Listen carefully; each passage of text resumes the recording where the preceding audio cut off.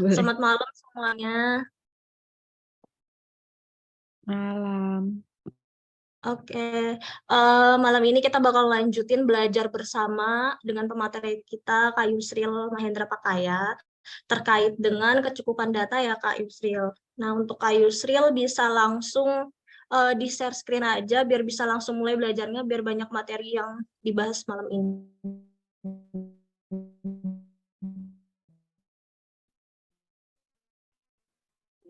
Izin share screen ya.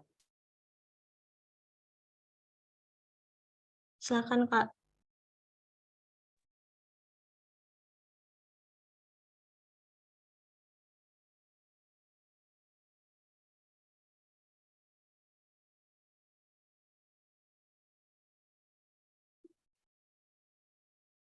Apa sudah terlihat?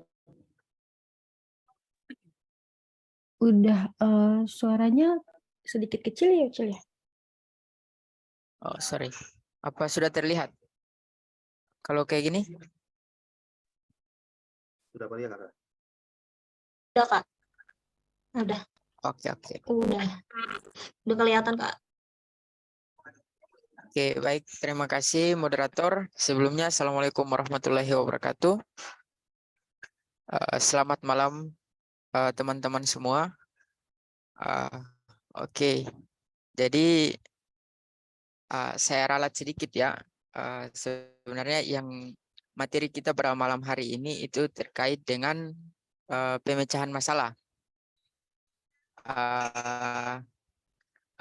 Ibu moderator Kak Tama tadi menyebutkan kecukupan data. Kayaknya agak ini salah dikit ya. Jadi materi kita malam ini terkait dengan pemecahan masalah. Salah satu bagian salah satu bagian dari materi yang ada di dalam tes bakat skolastik. Oke.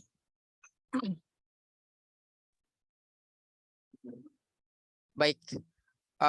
Sebelum lanjut, saya ingin menjelaskan lagi karena buat teman-teman yang mungkin kemarin belum bergabung, saya akan mencoba menjelaskan kembali. Tetapi di sini hanya fokus pada subtes yaitu pemecahan masalah. Nah, di dalam bagian soal di dalam pemecahan masalah itu terdapat 12 soal dengan waktu yang diberikan yaitu sebanyak 20 menit.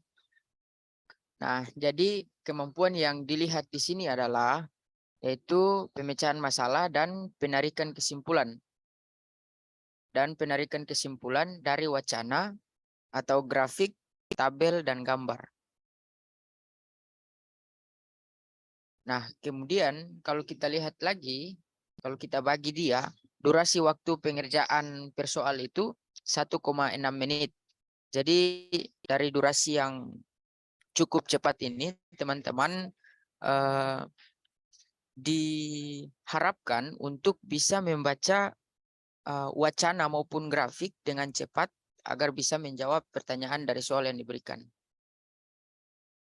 Nah, itu sebagai pengantar. Kemudian selanjutnya, nah ini ada beberapa tips, beberapa cara cepat atau cara membaca cepat atau skimming, karena kebanyakan soal-soal pemecahan masalah itu di dalamnya terdapat wacana, ada wacana yang cukup panjang, jadi membaca cepat atau skimming itu sangat bermanfaat. Jadi ada beberapa yang bisa teman-teman lihat di sini. Yang pertama, pastikan teman-teman fokus dan jarak pandang pada saat membaca. Kemudian yang kedua, harus membaca satu kalimat secara utuh. Jadi ini beberapa tips dari pemateri pada tahap 1 kemarin ya.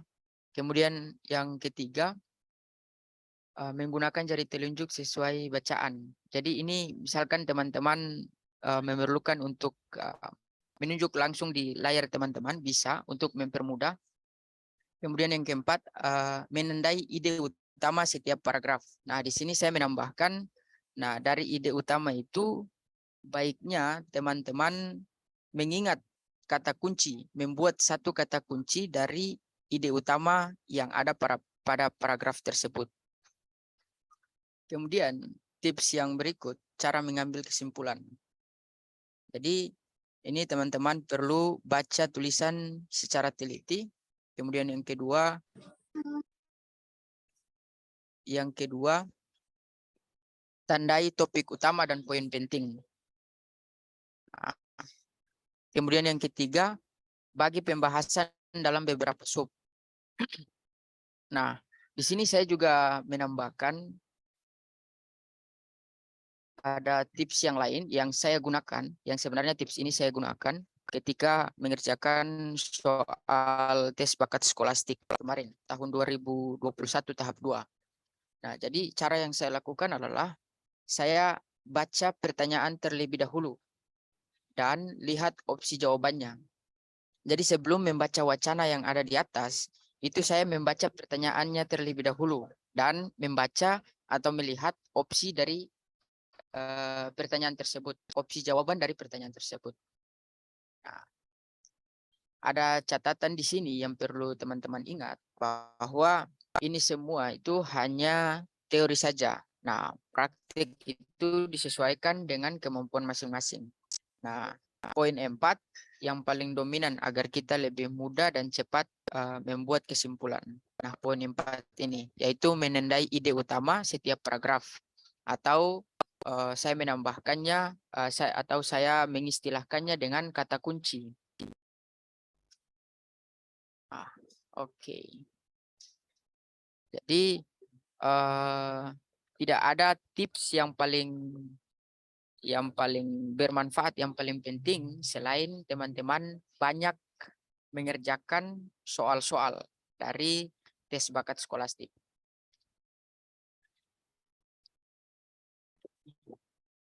Oke, kita akan bahas beberapa soal. Nah, di sini ada soal yang pertama, pemecahan masalah, khususnya pada penarikan kesimpulan. Jadi saya akan tunjukkan di sini bagaimana cara kita menjawab soal dengan tipe penarikan kesimpulan, yaitu ada wacana yang ditampilkan di situ. Ada wacana yang harus kita baca terlebih dahulu. Nah, di sini cara saya untuk menjawab soal seperti ini, yang pertama saya baca dulu pertanyaannya. Di sini yang ditanyakan, simpulan dari paragraf di atas adalah. Kemudian saya juga membaca secara cepat opsi dari jawaban yang ada. Pertama ya saya baca, acara tahun baru dirayakan dengan meriah. Mohon maaf, saya ini saja ya, biar saya bisa coret-coret. Kalau seperti ini bisa terlihat ya? Bisa, Kak. Bisa, Bisa, Kak. Kak. Oke. Nah, jadi cara saya untuk menjawab soal dengan tipe seperti ini adalah yang pertama, saya baca dulu pertanyaan yang ada dari soal ini. Ya, baca dulu pertanyaannya. Kemudian saya juga membaca secara cepat opsi jawaban yang ada pada soal ini. Setelah baca pertanyaan, kemudian baca opsi jawabannya. Nah, setelah membaca opsi jawabannya ini, baru saya kemudian kembali kepada wacana yang diberikan di atas. Apa pentingnya membaca pertanyaan dan opsi jawaban terlebih dahulu? Pentingnya adalah teman-teman sudah mempunyai satu ingatan. Oh, dari pertanyaan ini, kemudian teman-teman membaca opsi jawabannya.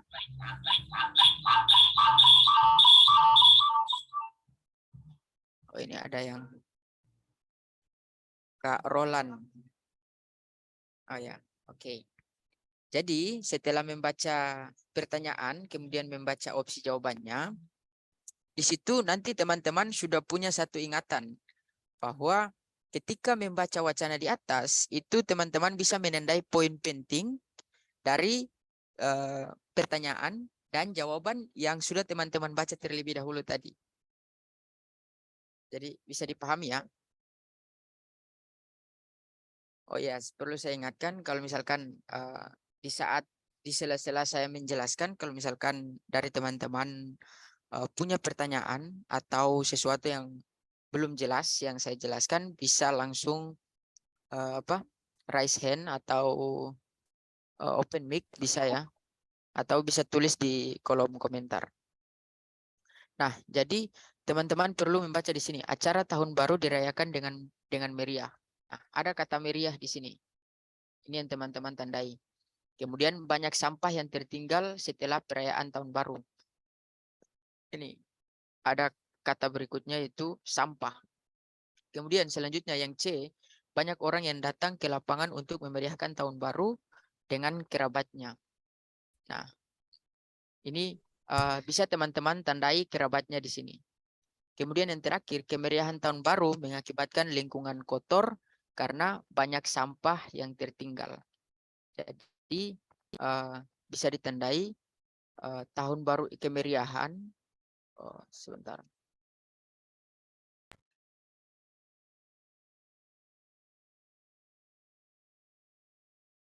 Bisa ditandai di sini ada kemeriahan.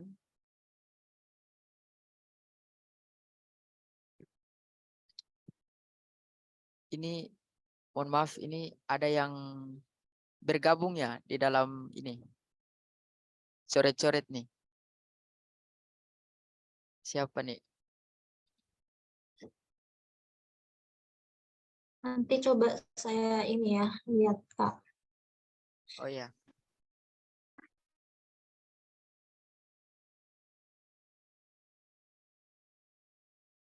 Oke, baik, lanjut ya. Jadi yang D ini teman-teman sudah bisa menandakan ada kemeriahan, kemudian bisa ditandai di sini juga ada sampah. Nah, ketika membaca wacana di atas, ketika kita baca, nah, ketika kita baca acara tahun baru selalu dirayakan dengan meriah. Acara tahun baru tersebut biasanya diselenggarakan di lapangan terbuka dengan menggelar konser dan menyalakan kembang api. Banyak orang yang datang ke perayaan tahun baru dengan tidak mengimbangi kesadaran untuk menjaga kebersihan lapangan. Akibatnya, banyak sampah yang tertinggal setelah perayaan selesai. Jadi, kesimpulan yang bisa ditarik dari acara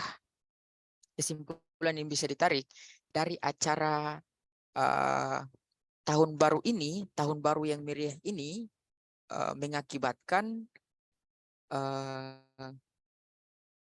banyak sampah yang tertinggal.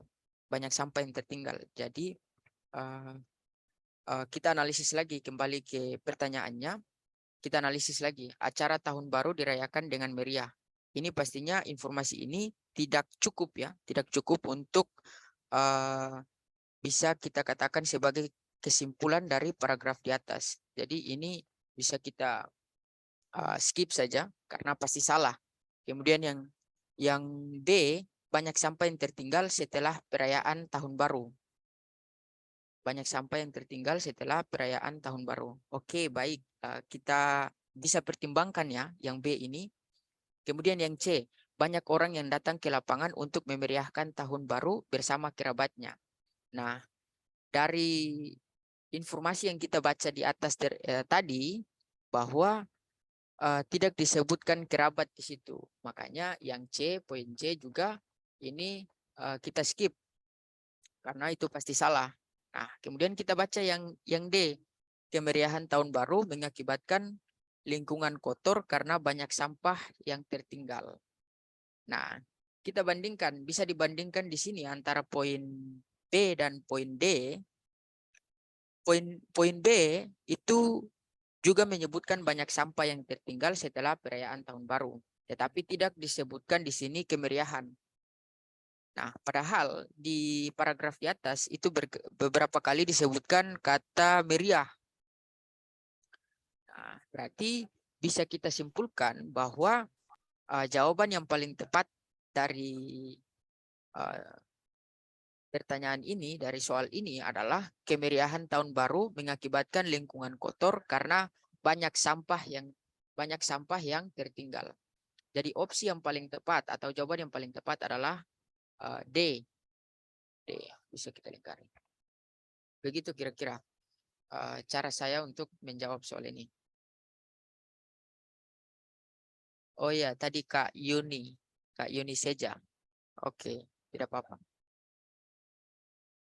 Oke, kita lanjut ya.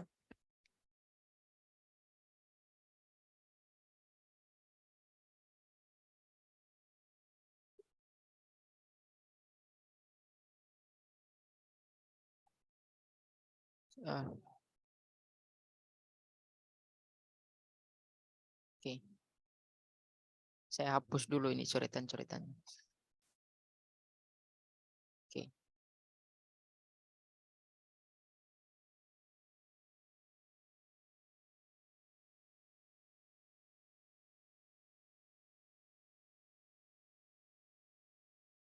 Sebentar ya.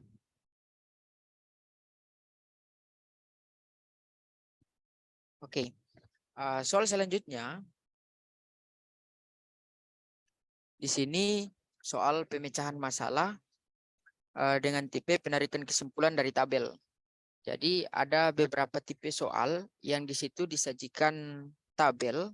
Kemudian teman-teman membaca informasi atau data dari tabel itu. Misalkan di sini. Harga cabai per kilogram di daerah istimewa Yogyakarta atau DIY catur bulan ketiga tahun 2010. Itu bisa dilihat di sini datanya seperti ini. Kemudian pertanyaannya, simpulan isi tabel tersebut adalah, jadi lagi-lagi untuk mempermudah teman-teman itu bisa saja teman-teman pakai atau tidak digunakan, tergantung teman-teman yang paling mudah yang mana. Tapi kalau saya sendiri secara pribadi itu membaca terlebih dahulu pertanyaan dan opsi jawabannya. Simpulan isi tabel tersebut adalah, jadi yang dikatakan simpulan. Kemudian saya analisis. Kalau misalkan tabel dan jawabannya itu berada dekat seperti ini, teman-teman bisa langsung secara langsung menganalisis ya, membaca opsi soal dan menyesuaikan data yang ada pada tabel ini. Nah, oke, sebelum saya lanjut, saya ingin menjelaskan terlebih dahulu ya. Kadang-kadang kita sering lupa atau bahkan bisa dibilang terabaikan dengan kalimat-kalimat dalam matematika yang seperti ini ya, catur wulan, kemudian triwulan dan sebagainya. Nah, sebagai pengingat saja, saya juga mencantumkan di sini informasi terkait satuan waktu dalam bulan. Saya anggap ini agak penting ya buat diketahui. Teman-teman bisa dilihat di sini, 1 triwulan itu 3 bulan, kemudian 1 catur bulan itu 4 bulan, 1 semester itu 6 bulan, dan seterusnya. Bisa dibaca di sini. Nah, berarti untuk sebagai informasi saja ya, 1 catur bulan kan berarti 4 bulan ya. Berarti kalau catur bulan ketiga, berarti di sini 1 tahun kan 12 bulan. Berarti ini, sebentar. 1 tahun 12 bulan ya.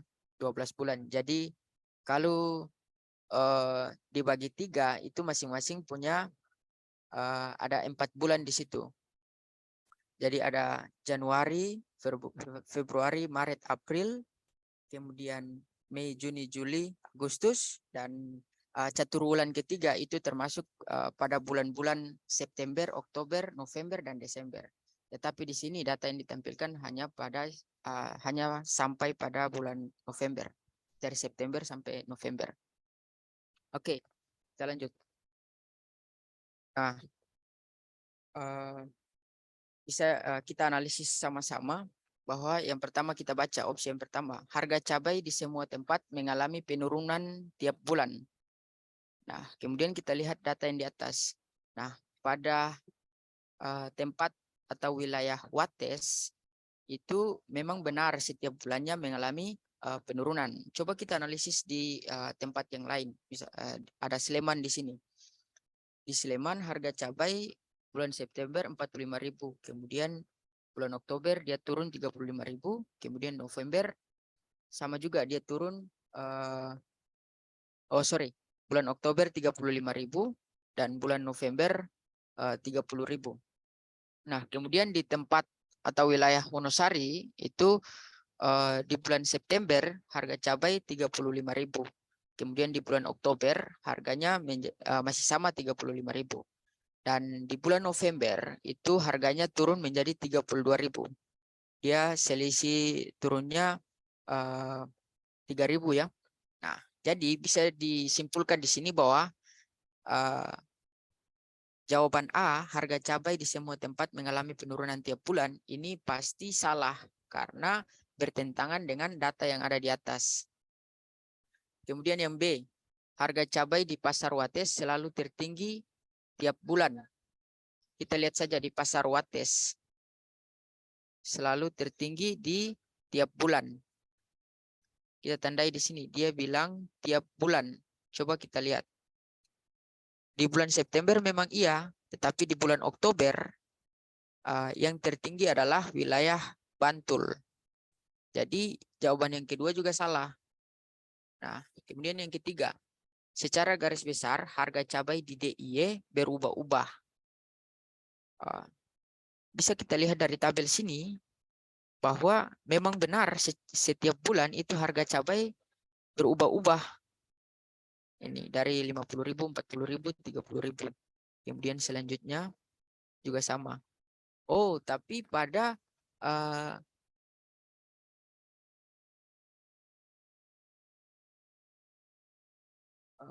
oh ya, di sini ada kata berubah-ubah. Kita tandai yang ini. Harga cabai di DIY berubah-ubah. Secara kasat mata bisa kita lihat memang di beberapa tempat benar ya bahwa harga cabai itu berubah-ubah. Kita simpan dulu yang ini, yang poin C. Kemudian kita analisis lagi yang poin D. Harga cabai di semua tempat relatif stabil setiap bulan. Nah, kata stabil ini yang perlu kita analisis. Stabil dalam artian apa? Nah, kemudian coba kita baca yang E lagi. Harga cabai di pasar Bantul selalu menurun tiap bulan. Di pasar Bantul selalu menurun tiap bulan. Tetapi yang E ini itu bertentangan dengan data yang ada di tabel. Karena di Bantul itu pada bulan September dan bulan Oktober harga cabainya sama. Artinya tidak ada penurunan.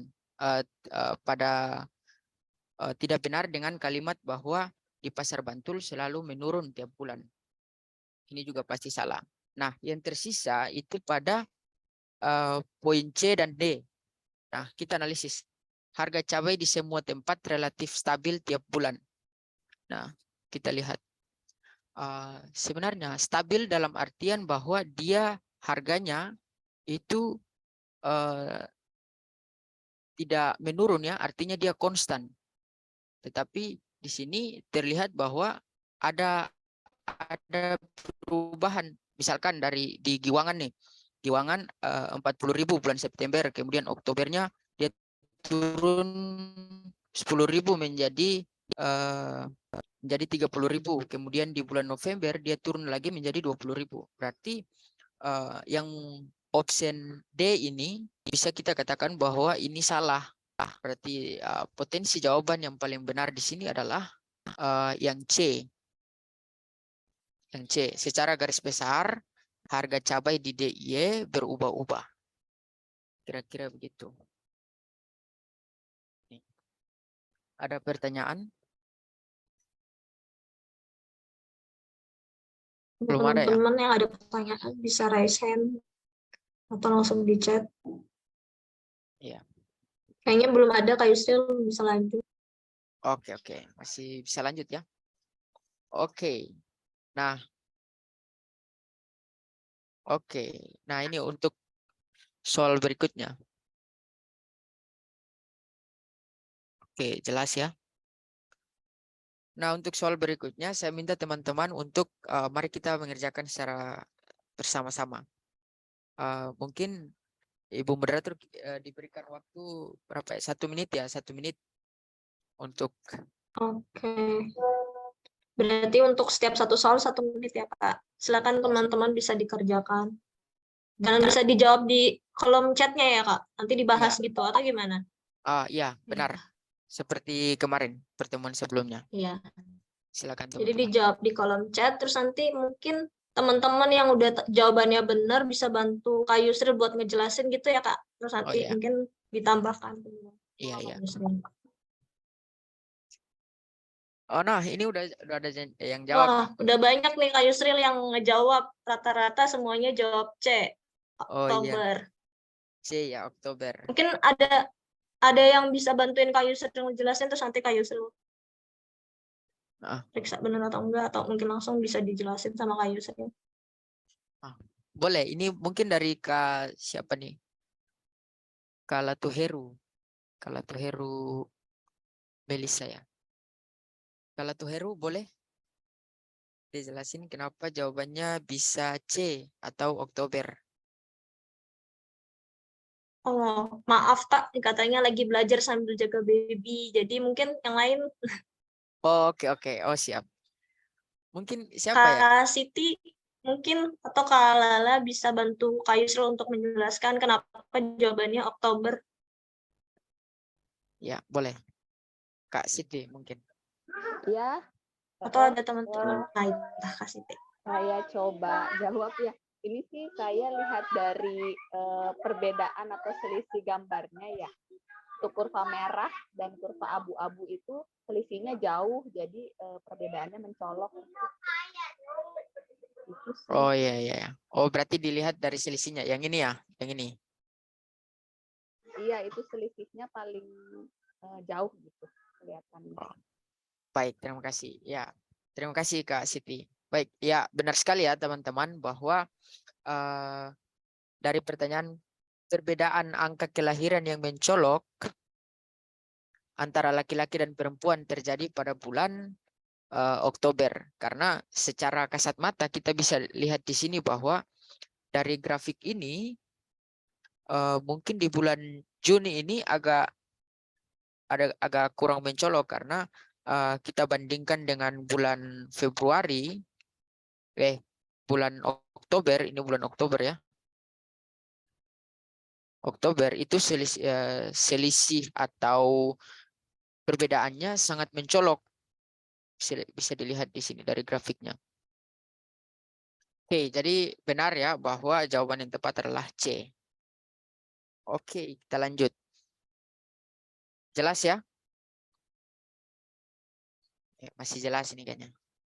Jelas. Oke, kalau lanjut ke soal berikutnya. Biar makin banyak soal yang dibahas malam ini. Ya. Nah, selanjutnya. Nah, ini masih grafik juga nih.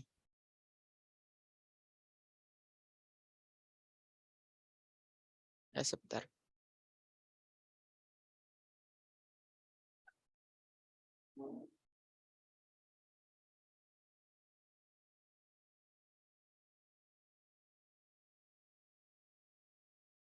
Oke, silakan teman-teman untuk dijawab soal ini.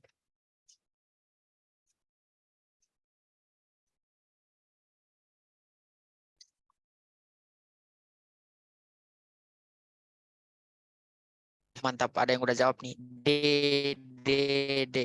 Semuanya jawab D ya. Oke, tadi kan Kak Siti udah nih. Ada yang jawabannya E. Ada yang jawabannya E. Oh, ada Bisa di D, ada D dan E ya. Oke, Iya, mungkin Kak. Jadi bisa dijelasin. jadi dari Kak Dirianti dulu nih yang paling beda dari semua. Kak Dirianti boleh open mic-nya. Kenapa milih D? Saya milih E ya, Milih Kak. E. Oh ya, E.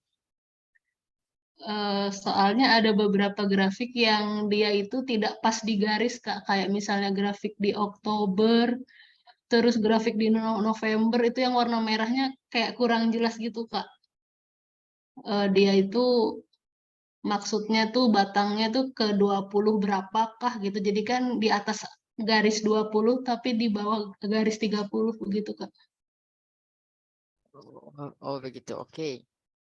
Jadi kata kuncinya apa? Kak, tidak stabil ya? Jumlah kelahiran tidak stabil begitu? Atau seperti apa?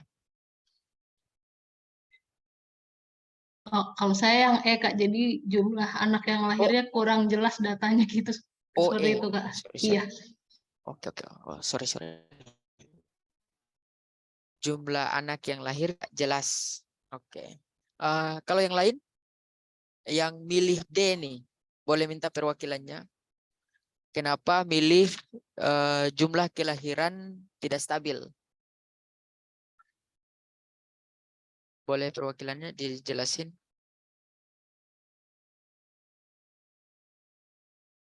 Hardina, Kak Hardina. Nah, ini saya milih aja nih yang terakhir nih. Kak Hardina milih D. Kalau boleh tahu alasannya apa ya? Alasannya tidak stabil ini karena di beberapa bulan ada yang meningkat, kayak di bulan Mei itu tinggi, laki-laki 40, perempuan 40 lebih lah. Sementara di bulan Oktober itu laki-lakinya turun sekali, di bawah 10 lah angkanya. Jadi itu tidak stabil. Oke, baik. Terima kasih Kak Hardina. Oke, mari kita analisis. Oke. Pernyataan yang tepat untuk diagram di atas adalah, kita analisis dulu ya, semua opsi ini. Angka kelahiran terus meningkat. Bisa dilihat dari grafik ini bahwa opsi A sudah pasti salah ya, karena di bulan-bulan yang lain, misalkan pada bulan Oktober tadi, itu mengalami penurunan. Jadi ini sudah pasti salah. Kemudian yang B, angka kelahiran menurun. Tidak juga, karena di beberapa bulan sebelumnya, misalkan Maret itu laki-laki itu sangat tinggi angka kelahirannya. Kemudian di bulan Desember juga perempuan itu memiliki angka kelahiran yang cukup tinggi juga. Berarti ini bisa dibilang ini salah ya. Bisa dikatakan ini salah. Kemudian jumlah kelahiran stabil. Berarti bisa dilihat di sini bahwa ada yang naik, ada yang turun. Maka bisa disimpulkan bahwa yang poin C ini itu juga salah. Mari kita lihat yang poin D, jumlah kelahiran tidak stabil. Oke. Nah, ini masih perlu kita simpan dulu ya. Sekarang kita analisis yang D, yang E nih. Jumlah anak yang lahir tidak jelas. Oke, baik. Saya jelaskan di sini ya, bahwa dari data ini sebenarnya sudah jelas. Bukan jumlah anak yang lahir tidak jelas. Tetapi di sini sebenarnya poin-poinnya itu ada. Bukan berarti tidak jelas ya. Tetapi ini sebenarnya ada poin di sini. Bukan berarti bahwa ketika tidak dituliskan angkanya di situ, bukan berarti bahwa data ini atau jumlah anak yang lahir di sini tidak jelas. Tidak serta-merta seperti itu. Jadi tidak bisa dibenarkan bahwa yang E ini itu merupakan opsi jawaban yang benar ya. Kira-kira seperti itu. Jadi bisa kita skip juga yang poin E. Jumlah anak yang lahir tidak jelas. Nah, maka pilihan jawaban yang paling tepat adalah opsi D, yaitu jumlah kelahiran tidak stabil. Mengapa tidak stabil? Karena dari berdasarkan data ini, itu pada bulan Januari datanya cukup bagus. Pada bulan Februari itu peningkatan angka kelahiran untuk perempuan, tetapi anjloknya itu pada bulan Oktober. Juni juga mengalami angka kelahiran laki-laki ini juga menurun. Jadi bisa dikatakan bahwa jumlah kelahiran di sini antara laki-laki dan perempuan itu tidak stabil. Kira-kira begitu ya. Jadi cara kita memahami grafik itu sangat penting. Oh ya, saya tandai ya poin penting di sini bahwa ketika disajikan grafik, kemudian angkanya dari 0, 10, 20, 30, itu kita menjadi catatan bahwa tidak bisa kita katakan bahwa data ini angkanya tidak jelas. Tidak bisa seperti itu. Tidak bisa kita berkesimpulan seperti itu. Karena sebenarnya sudah saya jelaskan tadi bahwa dari 0 ke 10 ini sudah jelas ada beberapa angka di situ dari 1 sampai 9 ada di sini. Jadi bukan berarti jumlah anak yang lahir tidak jelas ya.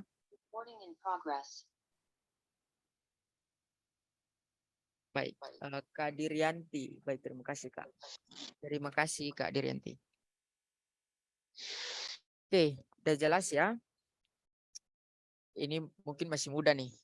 Oke, sekarang kita lanjut ke soal berikutnya. Wah.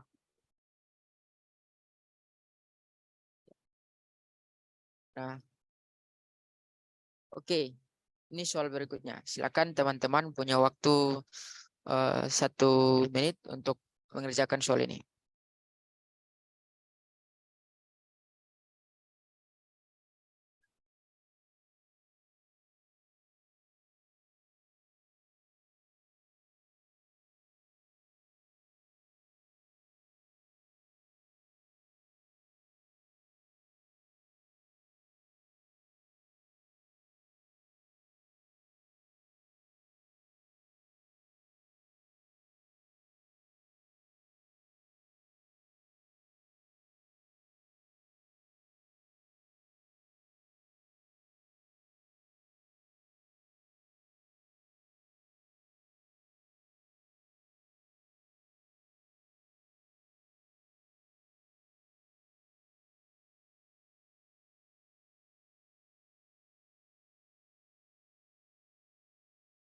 Oke, sudah ada yang jawab nih. Banyak yang jawab A.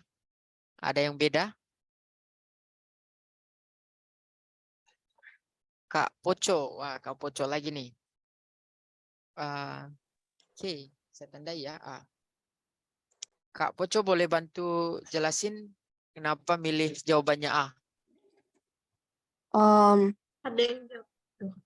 Karena kereta api pertama, terus itu tahunnya ada 2018 sama 19. Terus yang di 2019 itu, yang saya cuma jumlahin yang paling belakang aja, 2 tambah 9 tambah 7, itu kan jadinya 18 ya. Jadi otomatis angka paling terakhirnya 8, tapi gak tahu sih Kak, bener apa enggak. Oh ya, disimpulkan seperti itu ya. Oke, boleh disebutkan dari data yang ini, yang mana yang kakak pilih? Yang tadi, dari yang mana yang kakak jumlahkan ya? Yang ini Kak, 846,2, 271,29, Yang ini. tambah 228, yang itu. Sama yang lokal juga. Yang ini. Iya. Oke. Ya, baik. Oke, dijumlahkan ya angka terakhirnya. Jadi 2 tambah 9 tambah 7. Jadi berapa? 18 ya. Jadi siapa nih Kak Poco menyimpulkan bahwa ketika angka terakhirnya 8, maka bisa dilihat dari opsi soal di sini bahwa yang hanya memiliki angka akhiran angka 8 adalah opsi A. Ada yang punya jawaban lain? Ada yang C, Kak. Mungkin bisa ditanya. Yang jawab C ada beberapa nih. Bisa bantuin Pak Yusril menjelasin. Oke, ada yang punya jawaban C.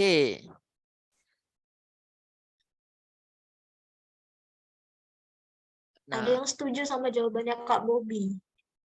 oke, boleh dibantu Kak Bobi untuk menjelaskan kenapa milih jawaban C.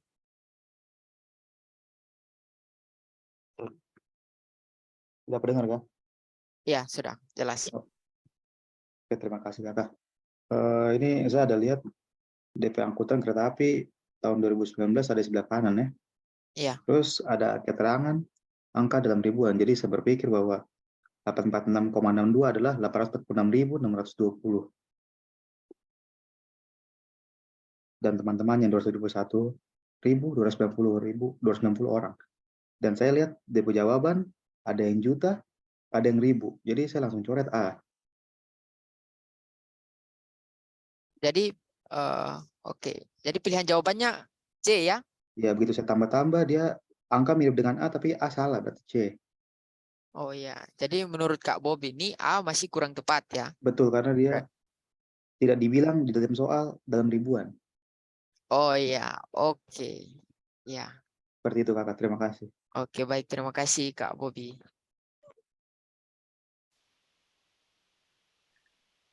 Oke, ada yang komentar nih, Kak Lala. Tapi jadinya 3 juta, bukan 3.000. Oke. Nah, nanti sebentar kita buktikan ya. Oke. Jadi ada yang punya 2 jawaban, ada yang A, ada yang C. Mari kita lihat. Bahwa perlu dicatat untuk menjawab soal-soal seperti ini, perlu dilihat semua baik data yang ada di dalam, kemudian keterangan yang dituliskan di situ, itu perlu diperhatikan juga bahwa di sini ada keterangannya. Ada keterangannya.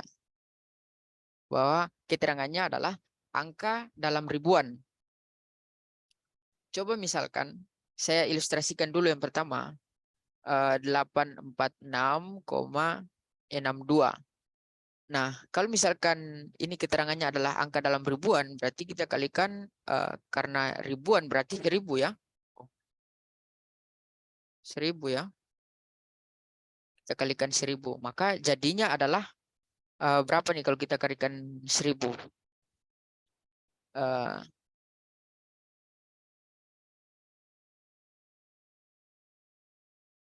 Oke. Berarti kalau kita kalikan 1.000 dia jadinya 800 ya. Kalau tidak salah. Coba.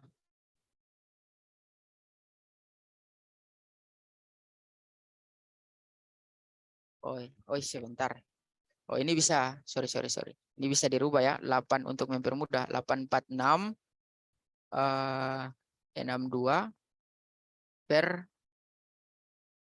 per karena 2 angka di belakang koma, maka dia berarti per 100. Berarti di sini 1.000 ya. Berarti bisa kita coret 2 angka nolnya. Berarti tinggal dikalikan. Berarti di sini hasilnya 846 620. Nah, berarti dia jadinya 846.620 rupiah. Nah, kira-kira seperti itu kalau kita mau rubah ke dalam, kita mau rubah angkanya dalam bentuk ribuan. Nah, kalau misalkan ini dalam bentuk ribuan, coba kita jumlahkan semua angka yang ada di sini, khususnya pada angkutan kereta api. Kemudian kita rubah ke dalam ribuan. Tadi kalau dijumlahkan, berapa hasilnya? Sudah ada yang menjumlahkannya?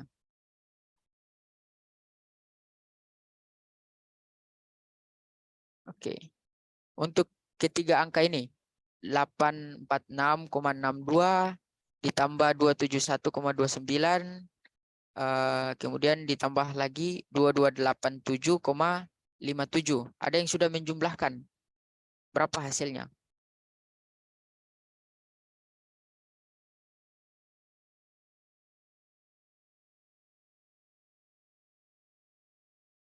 Ini ya. Hasilnya yang A ya.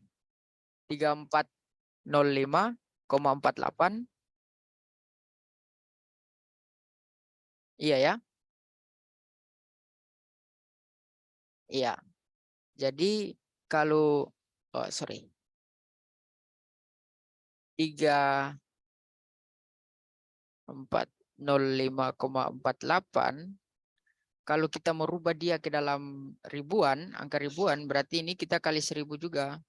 Sama kayak tadi, berarti pasti hasilnya bakalan menjadi berapa? 3.405.480 rupiah. Nah, kira-kira seperti ini. Jadi jawaban yang paling tepat di sini adalah C, 3 juta. Jadi tiket untuk jumlah pemudik yang menggunakan moda kereta api pada tahun 2019 itu ini tadi 3.405.480 rupiah. Begitu ya kira-kira. Jadi jangan dulu kita langsung menyimpulkan bahwa oh ini pasti jawabannya A. Lihat dulu opsi jawaban yang lain. Karena lihat dulu opsi jawaban yang lain dan lihat juga keterangan yang ada pada data tabel atau grafik. Nah, itu perlu dicermati secara keseluruhan. Jadi jangan terkecoh. Cara yang digunakan oleh Kak siapa tadi ya? Yang menjawab poin A itu sudah benar ya. Tinggal dijumlahkan 297. Itu sudah benar. Tapi ada keterangan di sini angka dalam ribuan. Nah, makanya yang paling tepat di sini adalah C. Oke, kira-kira seperti itu. Apa ada pertanyaan? Oke. Kala Tuhera, baik Kak. Oke, siap. Gitu ya, kita lanjut ke soal berikutnya.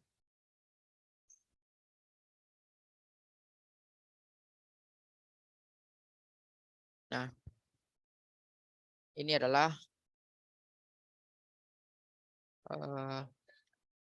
tabel dan tabel ini untuk menjawab soal yang berikut. Nah, soal ini. Jadi dicatat dulu soalnya berapa rata-rata produksi perikanan budidaya untuk kategori keramba. Oh, saya tampilkan gimana ya supaya bisa dibaca. Kira-kira berapa waktunya Kak buat ngerjain soal ini? Perlu dicatat dan ini kan. Iya. Berapa ya kira-kira? 2 menit mungkin ya. Terlalu kecil nggak sih Kak? Jadi takutnya nggak kebaca yang lain. Oh, kalau seperti ini, soalnya ini paragrafnya berbeda ya. Apa? Slide-nya. Kalau seperti ini Boleh. bisa terbaca tidak ya? Bisa, Kak. Gimana teman-teman kalau dari saya sih baca. Oh, udah ada yang jawab malah nih. B katanya. Oh, Kak Bobi B. Oke, baik. Bisa katanya bisa Kak, bisa terbaca. Oke, bisa langsung dikerjain baik. teman-teman. Iya.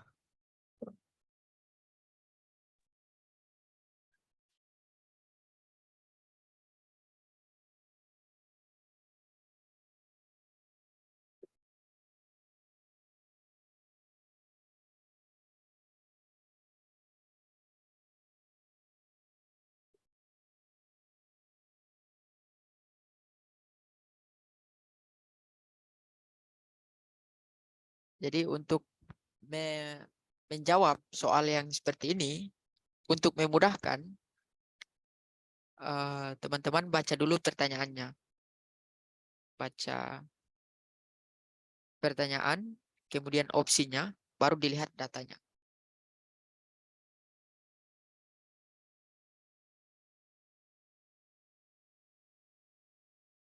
Oh, ada B, banyak yang ada yang B. Oh ya. Jawab B ya. Oh, semua B. Saya tandai di sini B. Oke, boleh perwakilannya mungkin Kak siapa ya? Kak Bobi tadi kan sudah ya. Kak. Oh, ini Kak, ada yang Pak Firman ya. Udah langsung ditulis 997 bagi 5 sama dengan 199,4. Oke, Kak Firman 997 dibagi 5. 199,4. Oke, baik. Kita tandai di sini ya. Terima kasih Kak Firman. Untuk yang kategori keramba, kita lihat untuk yang kategori keramba di sini, yang ini itu ada beberapa bulan di sini ya, beberapa tahun, 2012, 13, 14, 15, dan 2016. Ada 1, 2, 3, 4, 5. Berarti 5 tahun. Berarti dibagi 5 ya. Nah, berarti jumlah dari 178, saya tulis saja untuk rata-rata ya. Atau mean. Saya tulis saja rata-rata. Rata-rata. Rata-ratanya berarti 178 tambah 200 plus 221 plus 194 plus 204. Nah, ini semua itu dibagi 5 karena ada 5 tahun. Maka yang tadi yang ditulis oleh Kak siapa? Kiri. Nah, oh ya. Kan benar kecukupan data. Kak Christine dan Yang paling susah.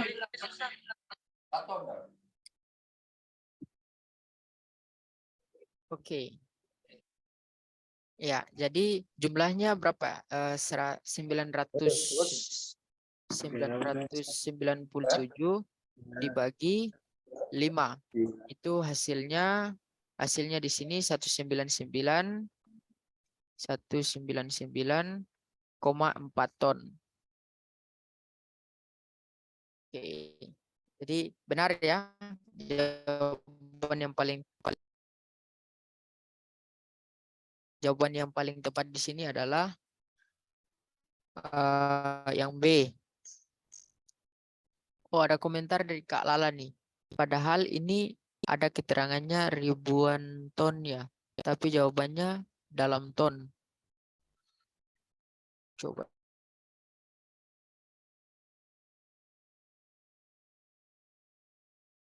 Pas saya lihat. Oh, ini ada keterangan ribuan ton.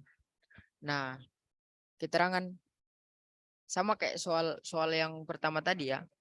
Kalau walaupun ada keterangan ribuan ton di sini, tapi kalau pada soalnya yang ditanyakan dalam ton, ya berarti kita harus ikuti yang itu, yang dalam ton.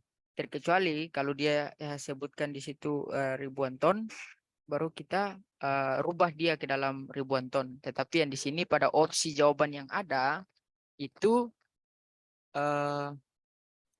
yang ditampilkan adalah dalam ton. Kira-kira seperti itu ya.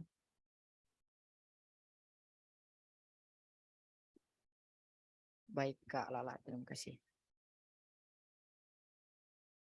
Oh, ton apa ribu ton ya Kak? Jadi memang benar bahwa ada keterangan di sini, keterangan di datanya bahwa data ini itu dalam ribu ton ya. Tapi pada soal ini opsinya itu yang diminta adalah dalam ton. Berarti kita mengikuti pertanyaan dan opsi jawaban yang ada pada soal. Kira-kira seperti itu. Bilang lagi nih Kak, kalau ada opsinya dalam bentuk 199.400 ton, berarti pilihannya yang ini nggak sesuai gitu. Kalau misalnya ada di opsi gitu. Iya, kalau misalkan ada di opsi, kita harus pilih yang itu karena ada keterangan di atas dalam ribu ton. Kira-kira begitu. Jadi menyesuaikan dengan soal ya, dengan opsi jawaban yang ada pada soal dan juga pertanyaan. Nah, Oke, tadi kalau masih ada lagi. Boleh dijelasin Kak, mungkin. Oke, ya.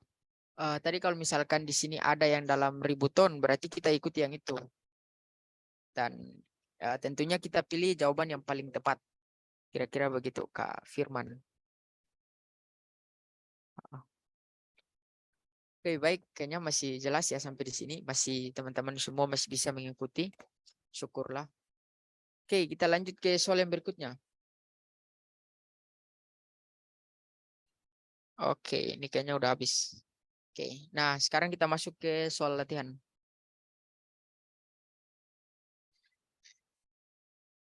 Nah, soal ini tentang pemahaman wacana. Jadi soal ini saya ambil soal latihan dari salah satu buku Otto Bappenas ya. Jadi untuk tips juga buat teman-teman untuk mempelajari soal-soal tes bakat skolastik, itu ada baiknya teman-teman harus punya atau memiliki buku apa tes bakat skolastik baik dari Otto Bappenas atau apa agar supaya memudahkan teman-teman untuk mengerjakan soal-soal tes bakat skolastik. Karena walaupun apa ya kita katakanlah sudah bisa memahami atau menyelesaikan soal-soal, tetapi sebenarnya frekuensi kita mengerjakan soal-soal itu yang paling menentukan kita bisa atau tidak dalam ujian nanti. Makanya paling penting untuk memiliki buku supaya memudahkan memperoleh soal. Oke, baik, di sini ada pemahaman wacana. Jadi ini terkait dengan pemecahan masalah khususnya untuk penarikan kesimpulan. Sebentar. Oke. Kita pakai cara ini ya. Teman-teman baca dulu opsi apa namanya? Opsi jawab pertanyaan dan opsi jawabannya, kemudian baru setelah itu baca wacananya. Karena di sini tidak satu page ya, berbeda halaman, makanya yang didahulukan pertanyaan sama itu dulu, dibaca dulu. Oke, soal 35.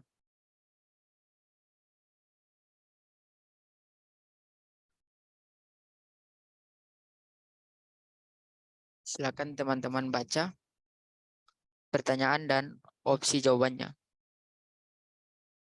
Baru kita beralih ke wacana.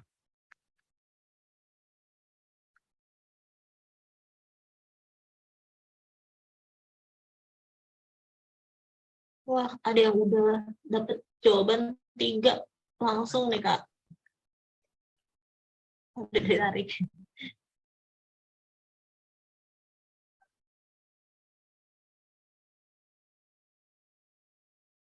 Saya tandai ya.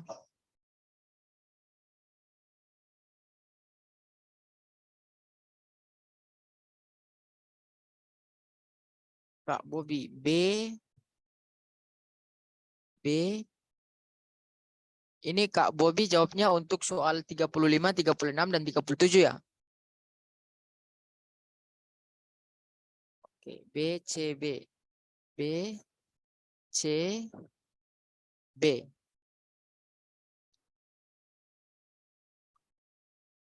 Oke.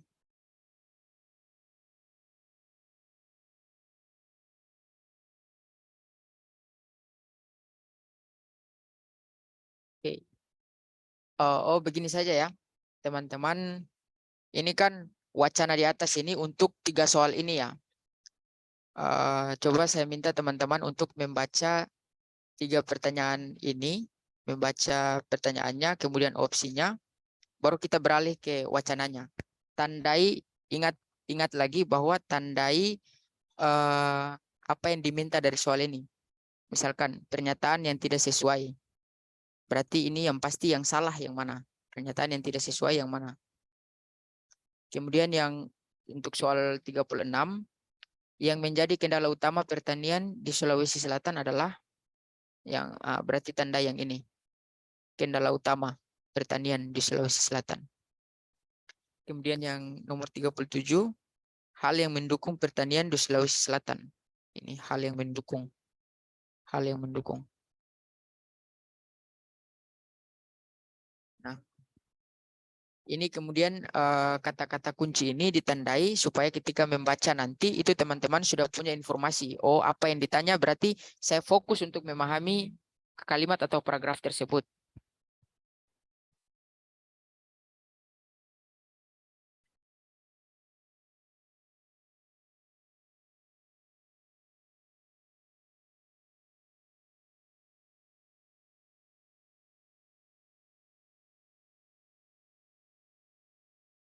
Satu menit lagi ya, baru kita beralih ke wacana.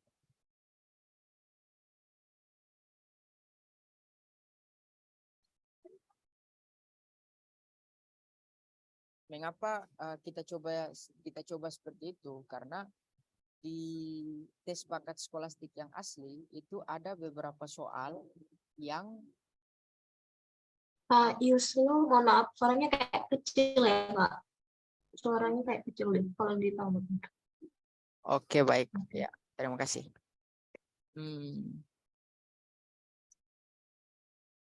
Kalau saya kemarin untuk mengerjakan soal-soal seperti ini itu saya membaca dulu pertanyaan dan opsi jawabannya, kemudian kembali ke wacana. Tetapi biasanya dalam soal-soal tes bakat skolastik yang asli, yang real, itu teman-teman diperhadapkan dengan bacaan wacananya terlebih dahulu, baru kemudian menyelesaikan soal. Tetapi kalau tidak salah ya, kalau saya tidak salah ingat, itu walaupun teman-teman sudah beralih ke soal misalnya dari 35 ke 36, itu teman-teman masih bisa lagi kembali ke wacana yang pertama untuk menjawab soal 36 misalkan. Itu masih bisa kembali karena soal dan wacananya itu kan seringkali tidak dalam satu layar ya. Seringkali yang ditampilkan terlebih dahulu itu adalah wacananya duluan. Nah, saya pikir teman-teman sudah selesai membaca ya jawaban pertanyaan dan opsi jawabannya. Sekarang coba kita kembali ke ini. Ke soal. Ke wacana. Nah.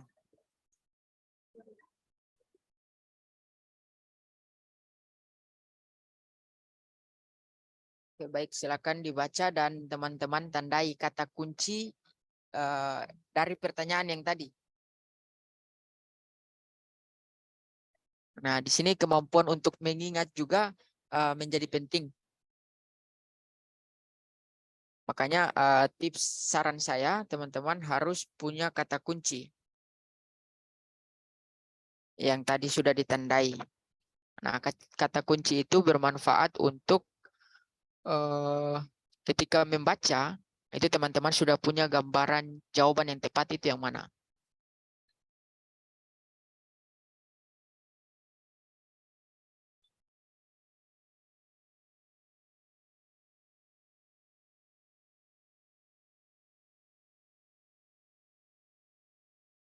Saya tunggu beberapa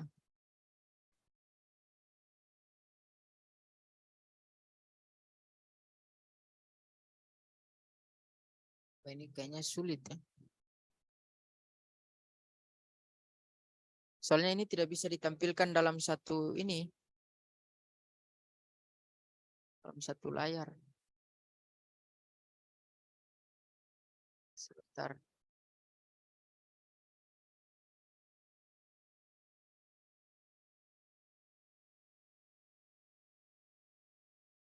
Oh, sebentar ya. Saya coba untuk tampilkan wacananya, kemudian opsi jawabannya, biar lebih gampang. Kayaknya kalau kayak gini sulit deh.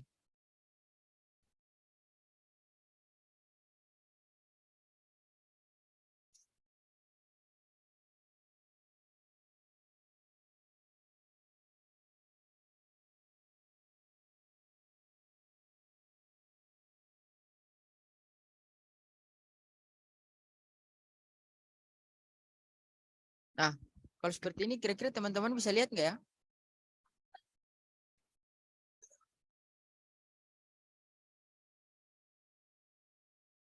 Bisa dilihat Bisa, ya? Pak. bisa kelihatan. Jadi nanti yang ininya sebelah kiri atau kanannya yang soal ya. Ah, Oke. Teman-teman semangat kerjainnya biar lebih gampang. Nah, oke, baik. Oke. Sepertinya butuh waktu untuk ulang nih. Silakan teman-teman yang untuk jawab. nah udah ada yang ini lagi. 2 menit ya.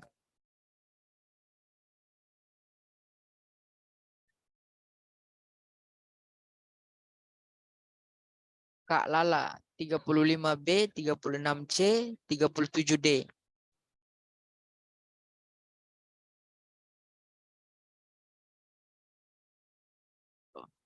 Oh, sebentar ya. Saya belum tandai yang punyanya Kak Bobby di sini.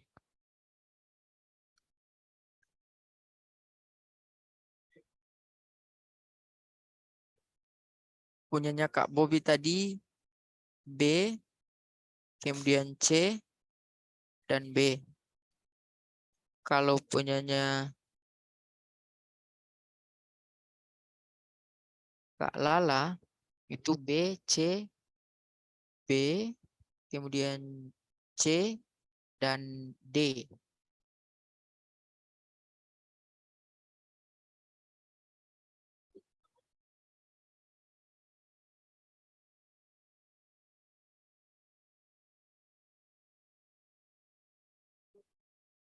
Ada yang jawab Ada yang A, jawabannya beda nih Kak. A, B, C. B, Ada C yang B, ya. C, D juga.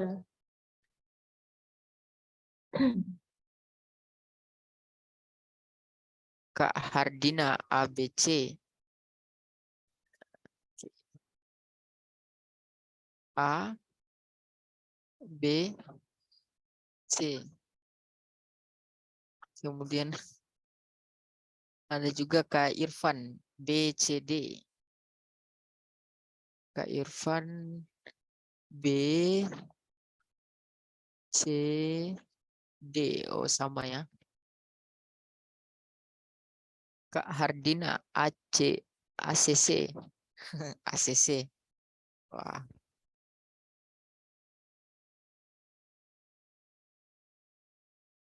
A, C, C. B, C, D. Oke. Jadi bisa ditarik kesimpulan ya bahwa ada beberapa di sini yang menjawab untuk soal nomor 35 itu opsi A dan B, dan nomor 36 itu ada 2 opsi juga, B dan C, dan nomor 37 itu ada 3 opsi, B, C, dan D. Oke, mari kita analisis sama-sama apa jawaban dari soal ini.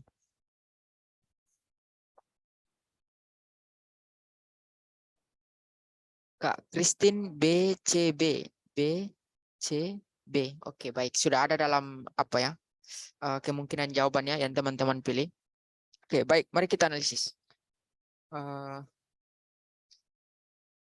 Baik, di sini soalnya nomor 35, pernyataan yang tidak sesuai dengan bacaan di atas adalah ada PATM akan digunakan untuk sawah tadah hujan.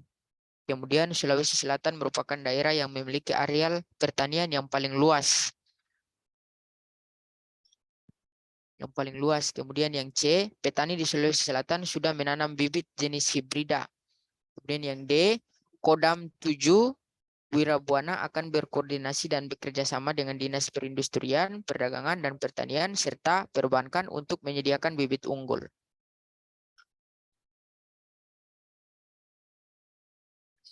Oke. Di sini kita ingat ya, pertanyaannya, kata kuncinya, pernyataan yang tidak sesuai. Pernyataan yang tidak sesuai di atas dengan bacaan di atas adalah, oke, mari kita analisis pada wacananya. Dengan produksi rata-rata 2,5 juta ton beras per tahun, telah menempatkan Sulawesi Selatan sebagai daerah penyangga pangan nasional terbesar kedua setelah Jawa Timur. Terbesar kedua. Jadi bisa ditandai di sini bahwa Sulawesi Selatan itu terbesar kedua setelah Jawa Timur. Areal pertanian yang dimiliki provinsi ini cukup besar, yaitu sekian hektar yang terbagi dalam lahan persawahan. Oke, baik. Sebenarnya dari sini sudah bisa kita kita analisis bahwa pada paragraf pertama nih, ide utamanya itu bahwa Sulawesi Selatan merupakan daerah penyangga pangan nasional terbesar kedua setelah Jawa Timur. Jadi coba kita lihat dari keempat opsi jawaban ini mana yang paling cocok atau yang paling tepat. Yang pertama, PATM akan digunakan untuk sawah tada hujan. Kemudian Sulawesi Selatan merupakan daerah yang memiliki areal pertanian yang paling luas. Kalau sebenarnya, kalau saya nih, biasanya kalau sudah menemukan ide utama dari wacana ini, itu biasanya saya langsung jawab. Kalau tipe soalnya seperti ini ya, saya langsung jawab yang B. Saya langsung jawab yang B karena sudah bisa terlihat di sini bahwa pernyataan yang tidak sesuai adalah poin B. Mengapa? Karena poin B menyebutkan Sulawesi Selatan merupakan daerah yang memiliki areal pertanian yang paling luas. Sementara dari wacananya ini yang tadi kita baca, itu Sulawesi Selatan itu merupakan daerah yang berada daerah penyangga pangan nasional terbesar kedua, yang berada pada posisi kedua setelah Jawa Timur. Berarti secara tidak langsung Sulawesi Selatan itu bukan yang paling luas. Kira-kira logikanya seperti itu.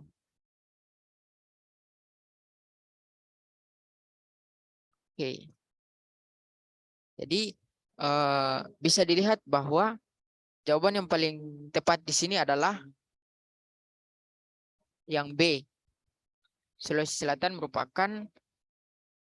merupakan areal pertanian yang paling luas. Mohon maaf, Ibu Moderator. Suara saya kedengaran? Suara saya kedengaran berisik nggak ya? Enggak kok, jelas-jelas Kak. Aman-aman. Oke. Oh, ada yang bilang gini Kak, yang buat Kak Lala nomor 35 jawabannya D. Soalnya koordinasi terkait bibit dengan Dinas Pertanian, sedangkan koordinasi dengan Dinas Perindustrian untuk pupuk.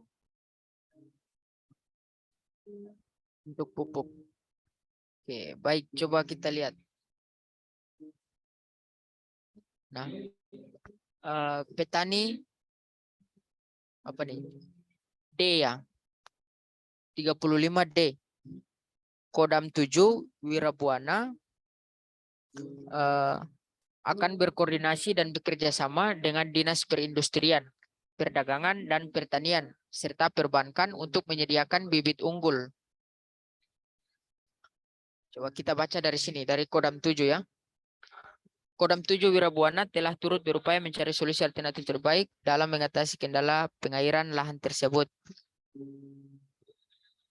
Ada beberapa jalan keluar yang ditawarkan dan dilaksanakan.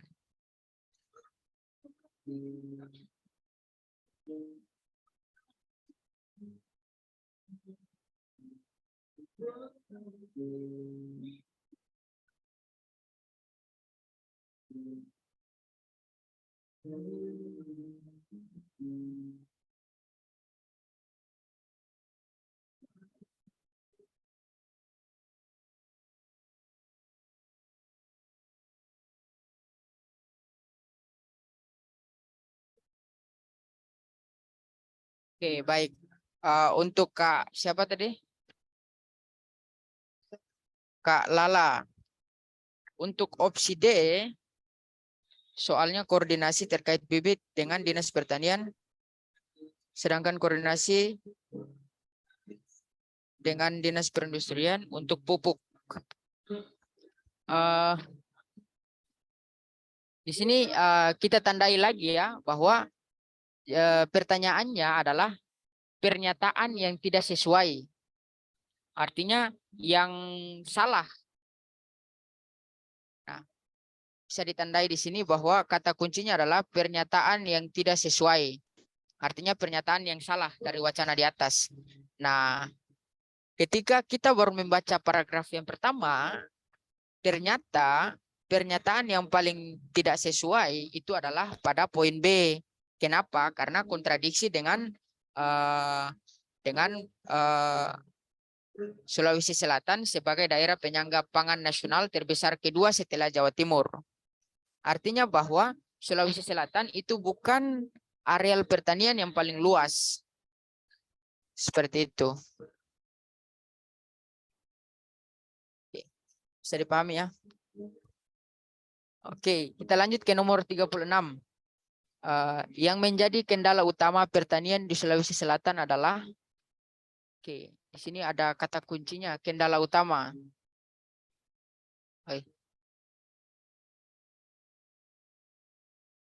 Kendala utama pertanian di Sulawesi Selatan. Kalau boleh saya tahu, teman-teman memperoleh kata kunci kendala utama dari pertanian di Sulawesi Selatan itu pada paragraf keberapa? Untuk yang tadi menjawab B dan C. Untuk soal nomor 36. Paragraf 2. Oke, ada yang paragraf kedua. Ada yang lain?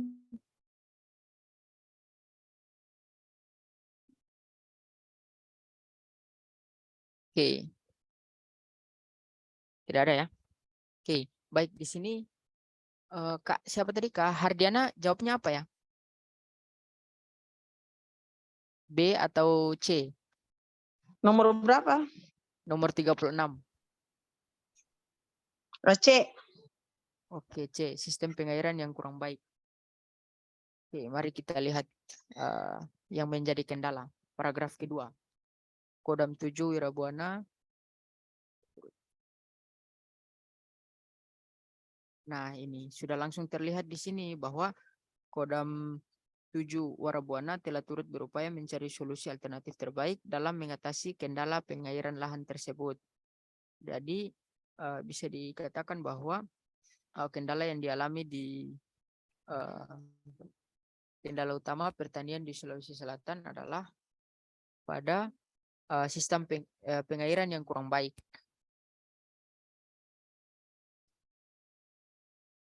Kira-kira begitu ya. Nah, untuk opsi jawaban yang lain, kurangnya lahan untuk pertanian sawah tak ada hujan. Kemudian pola tanam yang masih tradisional. Kemudian yang D, kurangnya perhatian pemerintah pada sektor pertanian.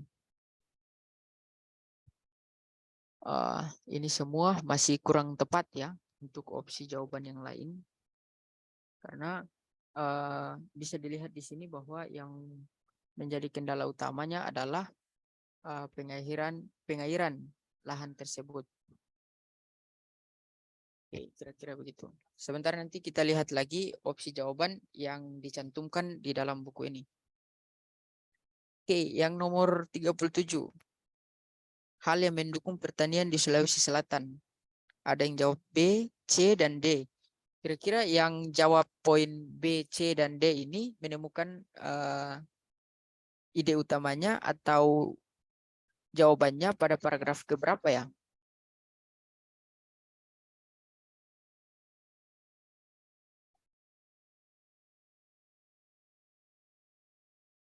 Halo? Paragraf 1. Paragraf ke-1.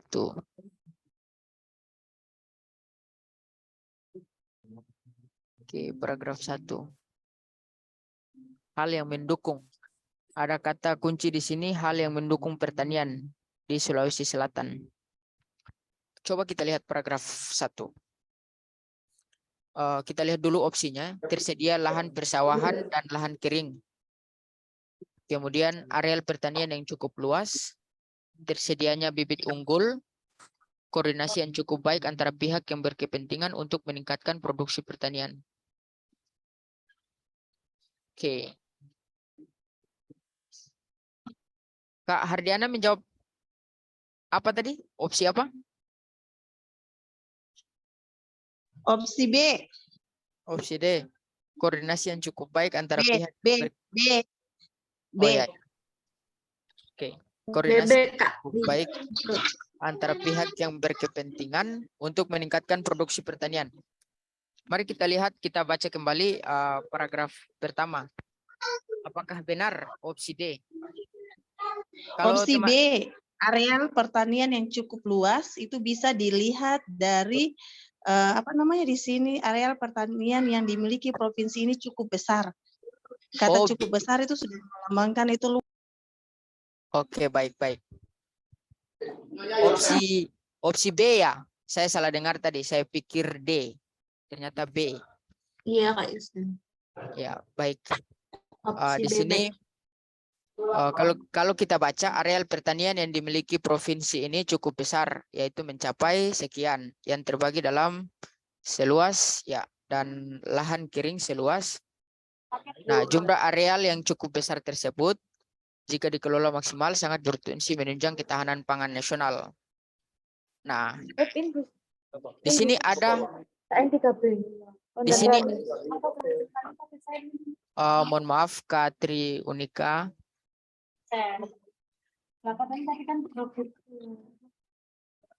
Oke, baik. Di sini ada kalimat jumlah areal yang cukup besar tersebut jika dikelola maksimal sangat berpotensi menunjang ketahanan pangan nasional. Nah, saya tandai yang ini ya. Benar juga yang tadi dikatakan oleh Kak Hardiana. Nah, yang tadi dikatakan bahwa kalau misalkan dia terbesar kedua berarti areal pertaniannya cukup luas. Nah, mengapa saya tandai yang ini? Ini ada kalimat jika dikelola maksimal. Artinya bahwa di pertanian di Sulawesi Selatan itu belum dikelola secara maksimal. Artinya bisa jadi dia berpotensi pada ini, yang D ini udah pasti kurang tepat ya. Karena koordinasi yang cukup baik antara pihak yang berkepentingan untuk meningkatkan produksi pertanian. Ini kurang tepat yang D. Begitu juga dengan tersedianya bibit unggul. Ini masih kurang tepat karena bertentangan dengan bacaan yang ada di sini bahwa masih dilakukan koordinasi para kelompok tani dan perbankan guna menyediakan bibit unggul yang cocok bagi masing-masing wilayah di Sulawesi Selatan. Artinya masih dilakukan koordinasi, belum adanya atau belum tersedianya bibit unggul. Nah, jawaban yang paling tepat di sini adalah B. Areal pertanian yang cukup luas. Kira-kira begitu.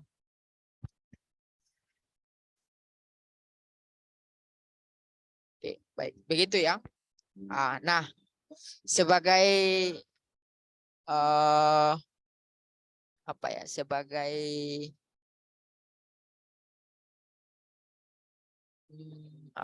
pembanding atau sebagai apa namanya? Untuk meyakinkan jawaban kita itu benar apa tidak, coba kita lihat.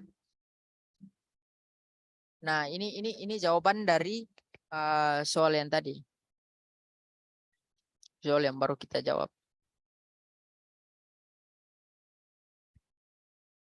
Nah, di sini untuk soal nomor 35 itu ini untuk bedah soalnya nih. Itu pernyataan yang tidak sesuai dengan bacaan di atas adalah Sulawesi Selatan merupakan daerah yang memiliki areal pertanian yang paling luas. Nah, bacaan tidak ada informasi yang menjelaskan bahwa Sulawesi Selatan merupakan daerah yang memiliki areal pertanian yang paling luas. Jadi jawaban yang paling tepat adalah B. Benar ya tadi yang jawab B. Nah, kemudian selanjutnya untuk soal nomor 36, pertanyaannya di sini yang menjadi kendala utama pertanian di Sulawesi Selatan. Jawaban yang paling tepat adalah yang C. Alasannya, yang menjadi kendala utama pertanian di Sulawesi Selatan adalah sistem pengairan yang kurang baik. Nah, itu tadi yang terdapat di paragraf kedua yang ini. Nah, yang ini kendala pengairan lahan tersebut, pengairan lahan. Nah, makanya jawaban yang paling tepat adalah C. Kemudian untuk nomor 37, jawaban yang paling tepat adalah B. Hal yang mendukung pertanian di Sulawesi Selatan adalah areal pertanian yang cukup luas. Informasi ini dapat diperoleh pada paragraf pertama. Ya, berarti tepat sekali apa yang disampaikan oleh Kak Hardiana, bahwa informasi areal pertanian yang cukup luas itu terdapat pada paragraf pertama. Kira-kira seperti itu. Oke, kalau boleh tahu Kak Tama, waktu kita sampai jam berapa ya? Masih ada 1,5 jam lagi. 1,5 jam. Iya.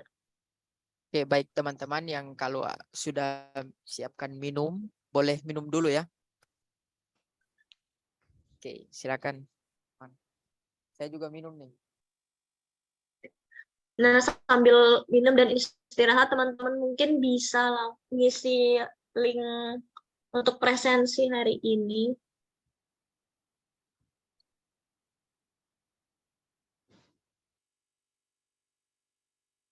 Buat yang belum ngisi.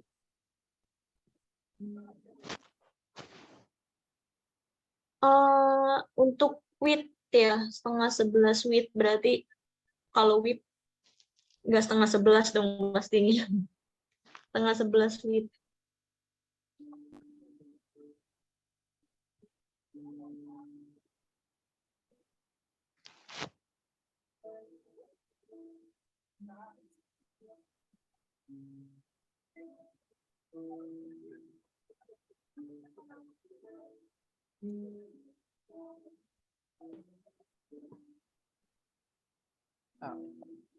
Ya, berarti Kak Tama ini berarti teman-teman isi dulu ya presensi.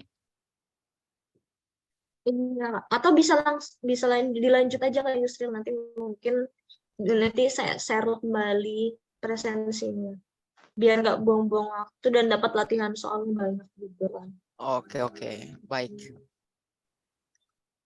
Oke, kita beralih ke soal selanjutnya ya.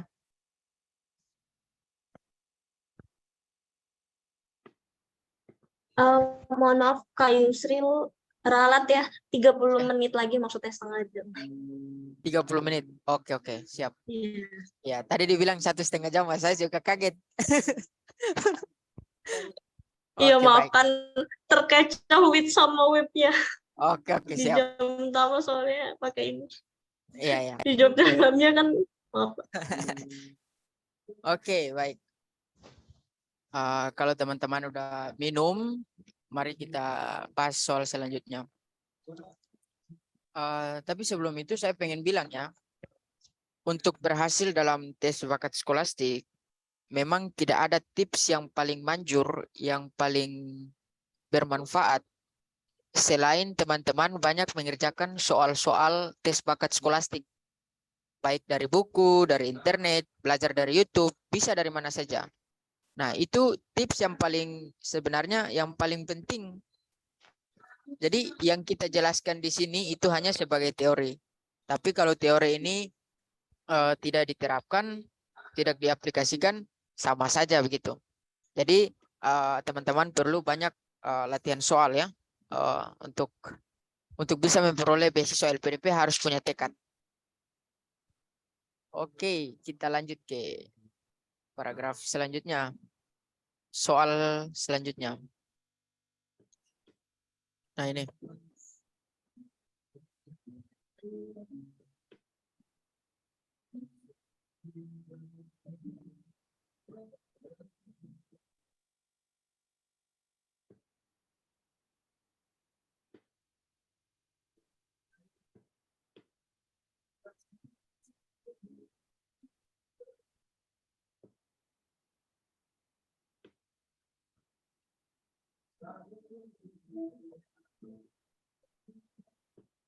Oke, ini soal selanjutnya ya.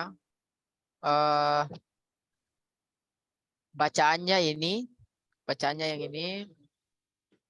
Silakan teman-teman mau pakai cara apa saja bisa. Mau baca teksnya terlebih dahulu, kemudian baru menjawab. Ataukah teman-teman bisa menggunakan yang tadi, cara yang biasa saya gunakan. Yaitu baca pertanyaan, baca opsi soal, baru baca wacananya. Silakan diterapkan. Baik, teman-teman punya waktu karena ini ada 3 soal ya. Ada 3 soal. Oh, sebentar.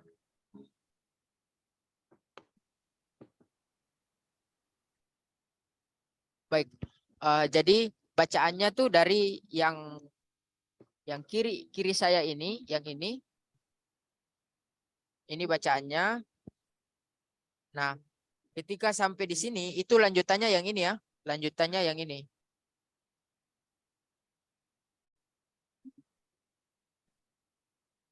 Jadi silakan teman-teman punya waktu 4 menit. 4 menit lah untuk menjawab 3 soal ini.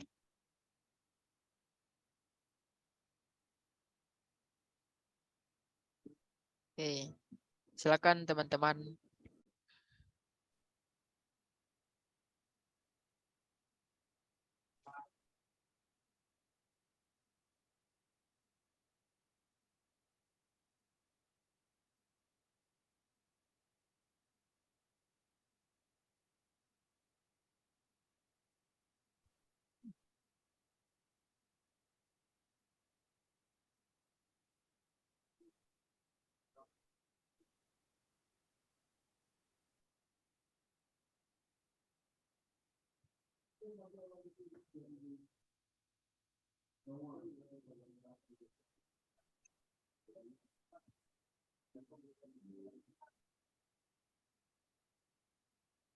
Silakan digunakan tips tadi ya.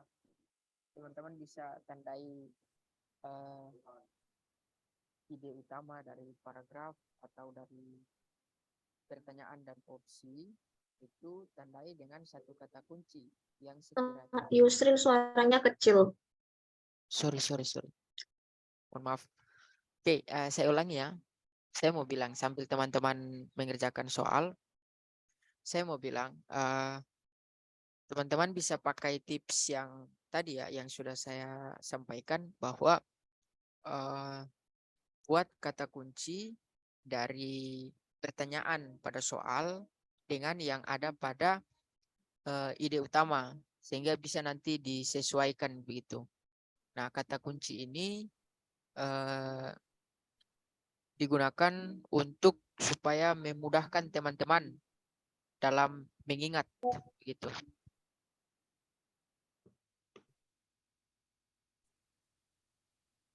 Silakan dilanjutkan teman-teman untuk mengerjakan soal ini.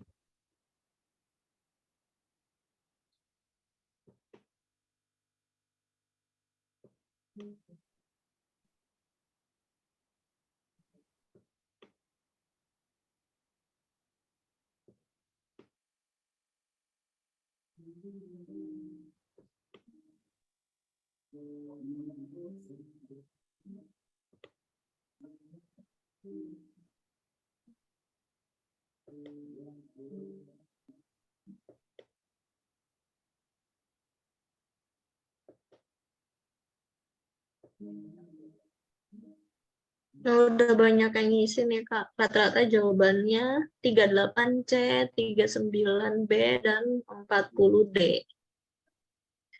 Masih ada waktu Kak ini buat dikerjain. B dan D.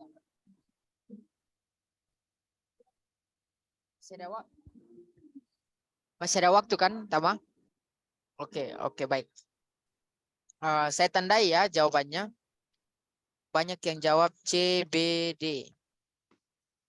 Oke, saya tandai C, B, dan D.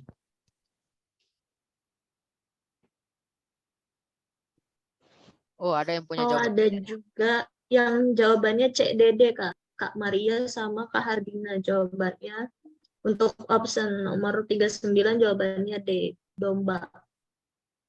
Oke.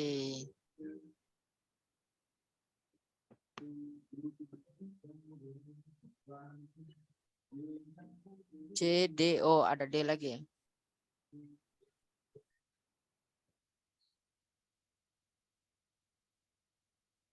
Oke, berarti untuk nomor 38 semuanya menjawab C ya.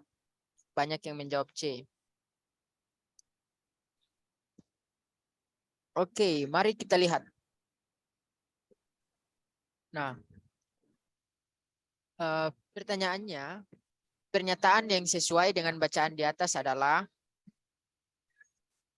oke. Nah, saya ingin bertanya kepada teman-teman yang menjawab opsi C. Pada paragraf berapa kira-kira teman-teman memperoleh jawaban C?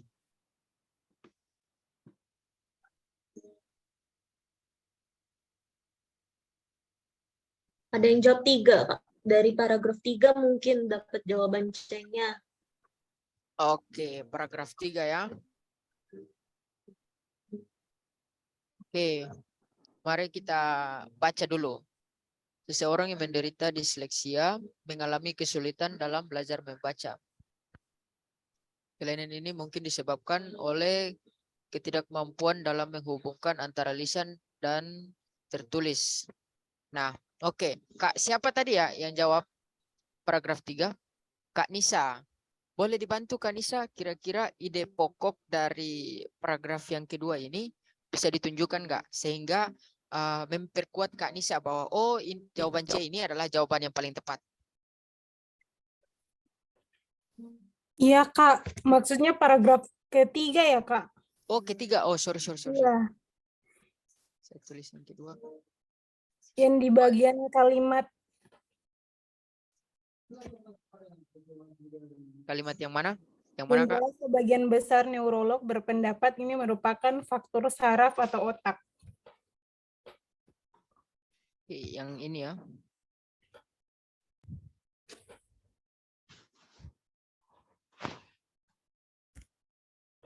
Iya, ada kalimat yang jelas sebagian besar neuro. Oke.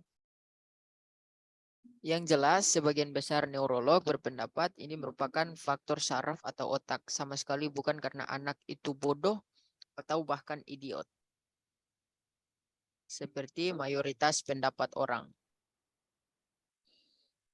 Oke.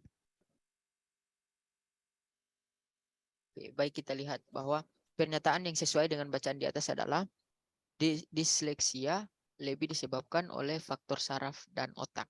Oke, ya tepat sekali ya. Bisa langsung terlihat di sini bahwa ini yang paling tepat, yang paling bersesuaian. Oh, sorry.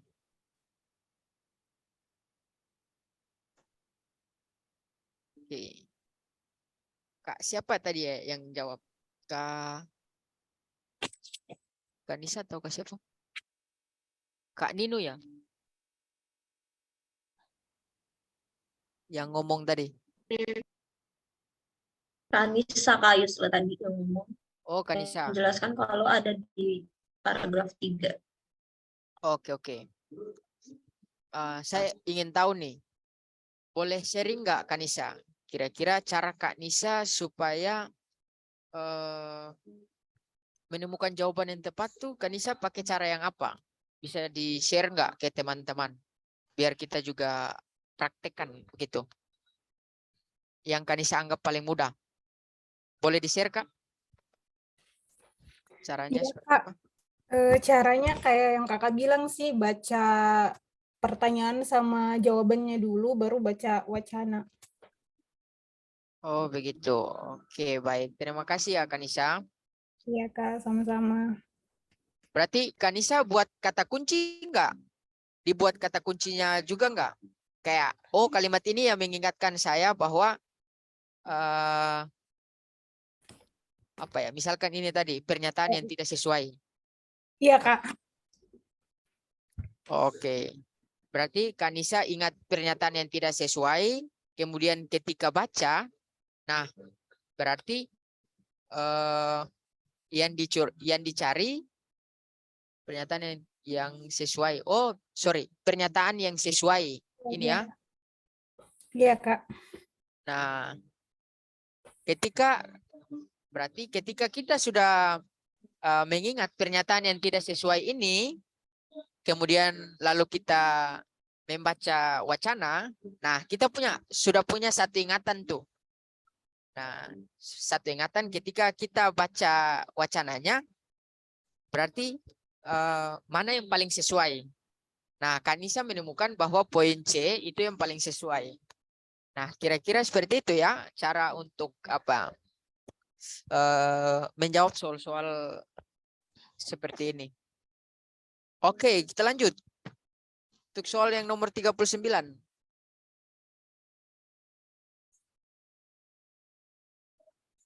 Soal nomor 39 itu pernyataan yang tidak sesuai. Nah, kalau tadi pernyataan yang sesuai, sekarang yang ditanya pernyataan yang tidak sesuai. Dengan bacaan di atas adalah, saya baca dulu ya. Penderita disleksia dapat sembuh. B, anak laki-laki tidak cenderung menderita disleksia. C, kasus disleksia pada murid laki-laki di Selandia Baru mencapai 18-22%. Kemudian D, gangguan kemampuan membaca pada anak laki-laki mengakibatkan mereka frustasi. Oke, yang tadi menjawab option B dulu deh. Yang menjawab option B ini menemukan ide utama pada paragraf keberapa ya?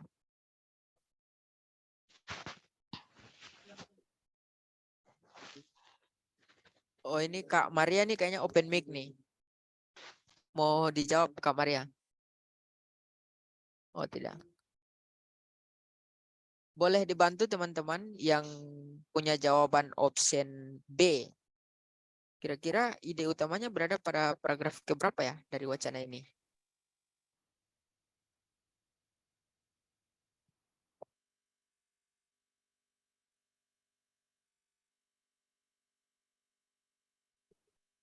Halo? Masih ada orang kan? Masih yang D, Kak, saya. Oh, siapa yang D? Siapa yang jawab Kak Nino ya? Ya. Ya, boleh disampaikan Kak Nino kira-kira option D itu ide utamanya berada pada paragraf keberapa? Yang paragraf terakhir. Oke. Paragraf Untuk terakhir. Kalimat terakhir itu ada menurutnya anak laki-laki sesungguhnya tidak cenderung menderita disleksia. Berarti B itu salah. Oke. Karena sesuai dengan bacaan. Kemudian kalau yang D itu dari gangguan kemampuan membaca pada anak laki-laki disebabkan oleh kecenderungan mereka untuk bertingkah aneh dalam kelas ketika mereka frustasi pada pelajaran. Jadi justru terbalik sebab akibatnya. Oh, begitu. Oke.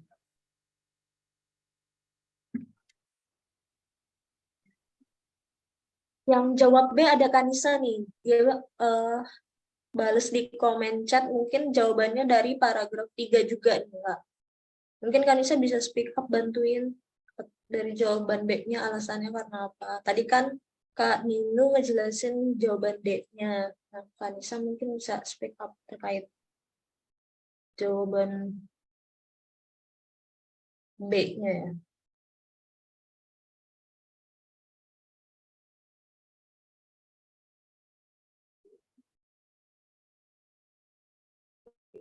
Jadi ada lanjutannya di sini ya.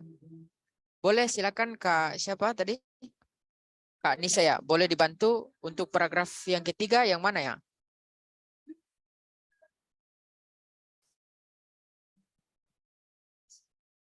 Iya, Kak. Yang di kalimat yang unik, sebagian besar penderita disleksia adalah kaum lelaki. Jadi saya fokusnya ke situ, Kak. Oh ya. Saya tidak baca lagi yang di bawahnya. Oke. Yang unik, sebagian besar penderita disleksia adalah kaum laki-laki. Nah, Oh, berarti paragraf ini yang memicu Kak Nisa untuk memilih jawaban B ya? Iya Kak, sama yang kalimat terakhir dari paragraf ketiga. Dua kalimat terakhir. Disleksia ditemukan pada 18 hingga 22% murid lelaki, sedangkan pada murid perempuan hanya sekitar 8-13% saja. Oke, kemudian dikuatkan dengan disleksia ditemukan pada 18 hingga 20% murid lelaki, sedangkan pada murid perempuan hanya sekitar 18 sampai 13%. Nah, berarti kalau Kak Nisa pakai alasan yang ini ya di paragraf ketiga, sehingga Kak Nisa menjawab bahwa anak laki-laki tidak cenderung menderita disleksia. Artinya bahwa pernyataan ini itu tidak sesuai. Berarti kalau kita mau bilang yang sesuai, berarti anak laki-laki itu cenderung menderita disleksia, kan begitu. Nah, tetapi berbeda dengan Kak siapa tadi, Kak Nino ya. Kak Nino menjawab yang D, karena gangguan kemampuan membaca pada anak laki-laki mengakibatkan mereka frustasi. Gangguan kemampuan membaca pada anak laki-laki mengakibatkan mereka frustasi. Alasannya karena pada paragraf terakhir ya, berdasarkan diagnosis, gangguan kemampuan membaca pada anak laki-laki disebabkan oleh kecenderungan mereka untuk bertingkah aneh-aneh dalam kelas ketika mereka frustasi pada pelajaran. Menurutnya, anak lelaki sesungguhnya tidak cenderung menderita disleksia.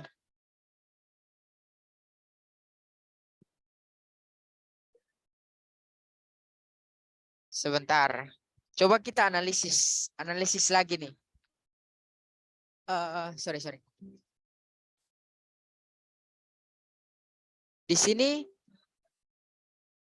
sini dibilang pernyataan, saya tandai. Pernyataan yang tidak sesuai dengan bacaan di atas. Pernyataan yang tidak sesuai. Berarti kalau misalkan anak laki-laki tidak cenderung menderita disleksia, berarti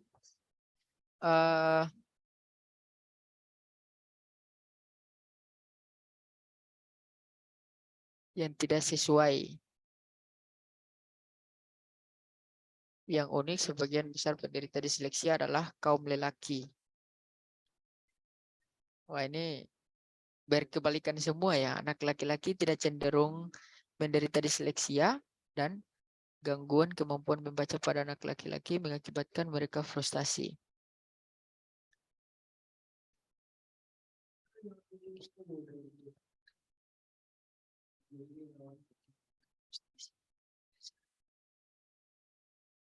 Oke. Baik. Ada dua jawaban di sini ya. Coba kita lihat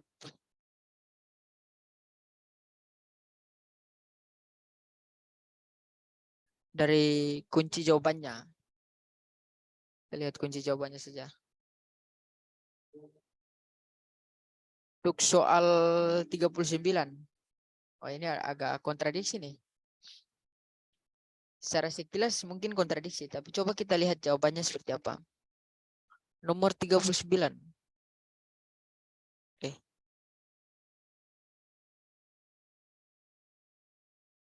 39. Pernyataan yang tidak sesuai dengan bacaan di atas adalah gangguan kemampuan membaca pada anak laki-laki mengakibatkan mereka frustasi. Informasi ini bisa diperoleh dari paragraf keempat, baris ketiga dan keempat.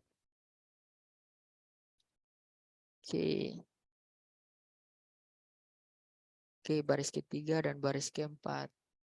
Nah, berarti di sini jawaban yang paling tepat adalah yang D.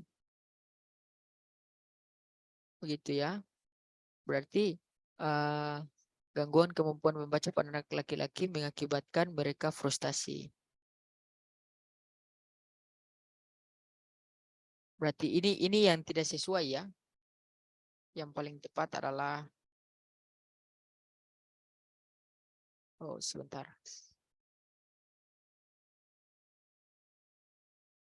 Jawaban yang paling tepat adalah D. Oke, begitu. Silakan teman-teman kalau punya komentar silakan.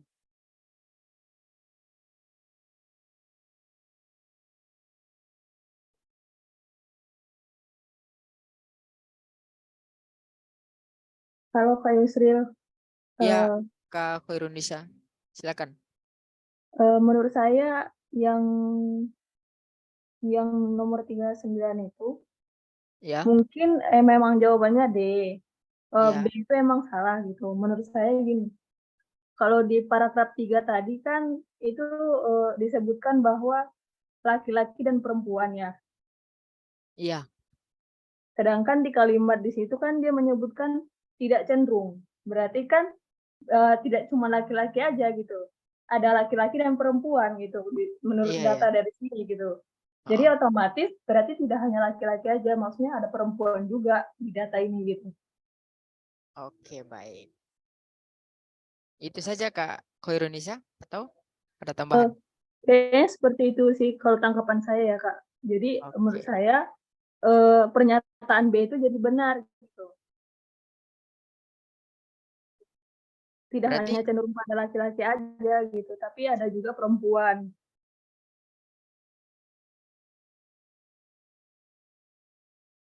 berarti menurut Kak Nisa sebenarnya jawaban yang tepat di sini B begitu.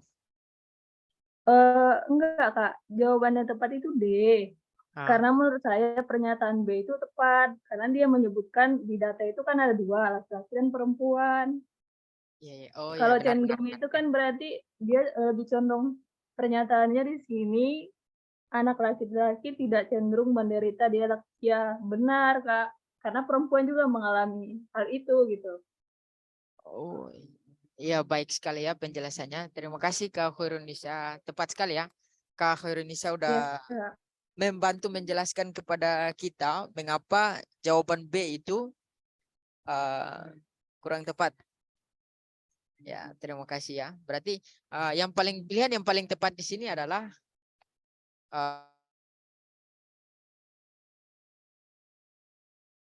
opsi D. Oke, kita punya satu soal yang terakhir nih. Untuk soal nomor 40. Yang dimaksud dengan disleksia menurut bacaan di atas adalah di sini cuma ada satu jawaban ya. Ketidakmampuan dalam menghubungkan antara lisan dan tertulis. Yang jawab D, mungkin Kak Khairunisa bisa ini ya menunjukkan kira-kira ini pada paragraf keberapa ya? Di mana Kak? Yang nomor 40. Nomor 40 di paragraf pertama Kak. Paragraf pertama yang bagian mana ya? Yang berhubungan mungkin di paragraf pertama baris ketiga Kak. Baris ketiga, 1, 2, 3. Menderita kesulitan yang Oh berhubungan. ini. Yang berhubungan dengan kata atau simbol tertulis. Ya, itu ya. Iya, Oke, baik. Terima kasih Kak Khairunisa. iya Kak. Oke. Jadi tepat semua ya bahwa yang dimaksud dengan disleksia berdasarkan bacaan di atas yaitu ketidakmampuan dalam menghubungkan antara lisan dan tertulis atau tulisan. Baik, oke. Ya, mungkin seperti itu ya. Jawaban dari pertanyaan-pertanyaan ini. Oke, kita kembali ke sini. Oke, oh sudah habis. Slide saya sudah, kayaknya sepertinya sudah habis Kak Tama. Oke, pas banget nih ya Kak. 3 menit lagi untuk teman-teman. Mungkin ada yang ingin ditanyakan atau ada minta tips lagi nih dari Kak Yusril selain baca dengan teliti, baca dari soalnya dulu sama optionnya dulu, terus di garis bawah gitu. Kayak tadi, ada pertanyaan lagi nggak sebelum saya akhiri sesi belajar malam ini?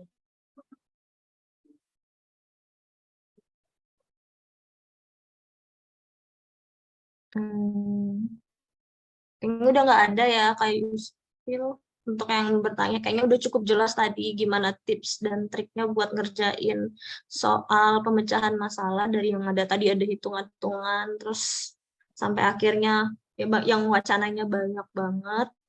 Untuk sesi belajar malam ini kayaknya cukup sampai di sini. Buat teman-teman jangan lupa isi presensi, saya kirim kembali linknya. Kemudian jangan lupa untuk join lagi belajar bersama TBS besok juga ada ya Kak Yusril kalau nggak salah.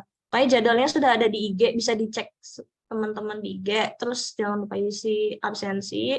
Di situ minta tolong feedbacknya terkait belajar hari ini. Mungkin teman-teman bisa isi Kak Yusril harus ngasih apa lagi gitu nanti kalau ngajar.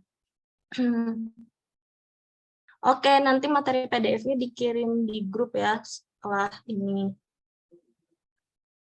Oke, itu aja untuk sesi belajar hari ini. Saya ucapkan terima kasih sudah ikut belajar pada malam hari ini. Wabillahi taufiq wal hidayah. Wassalamualaikum warahmatullahi wabarakatuh. Teman-teman bisa. Waalaikumsalam.